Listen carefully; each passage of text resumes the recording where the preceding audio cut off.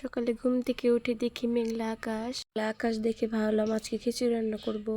তো এখানে আমি কাঁচামরিচ ছিঁড়ে নিচ্ছিলাম। এগুলো হচ্ছে বোম্বাই কাঁচামরিচ, খেতে অনেকটাই ঝাল। একটি গাছে কতগুলো মরিচ ধরেছে। এই তো বলতে বলতে বৃষ্টি চলে আসলো। বৃষ্টির পানি দিয়ে পেঁয়াজ কাঁচামরিচ ছিলাম। এই তো এখানে পেঁয়াজ আর কাঁচামরিচ কেটে রেখেছি। এখন সবগুলো দিয়ে ভালো করে মাখিয়ে নিব।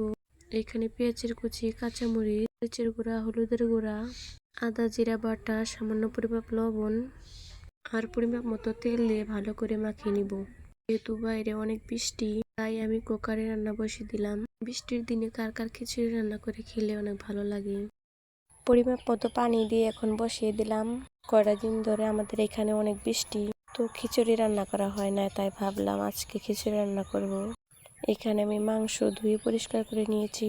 খিচুড়ির মধ্যে মাংস না হলে ভালো লাগে না, তো আমি সবকিছু দিয়ে ভালো করে মাখিয়ে নিলাম। আজকে খিচুড়ি রান্না করবো, ভুনা খিচুড়ি। এখানে কড়াইতে আমি তেল বসিয়ে দিয়েছি। এখন মাংসগুলো ঢেলে দিব।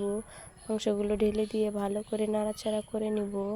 এখানে আমি মাংসগুলো ভালো করে কষিয়ে নিচ্ছিলাম। তো ভালোভাবে কষানো হয়ে গেলে আমি খিচুড়ির মধ্যে এগুলো ঢেলে দিব। তো আমার ভাজাভাজি শেষ। এখন কুকারে রাখা খিচুড়িতে ঢেলে দিব। কে কিভাবে রান্না করেন? আমি তো ওইভাবে রান্না করি খিচুড়ি।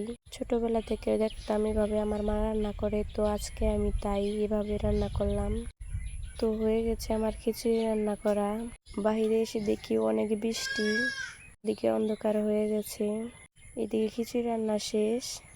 আজকের খিচুড়ি রান্নাটা অনেক মজা হয়েছিল। আজকের ভিডিও পর্যন্ত, আল্লাহ হাফেজ।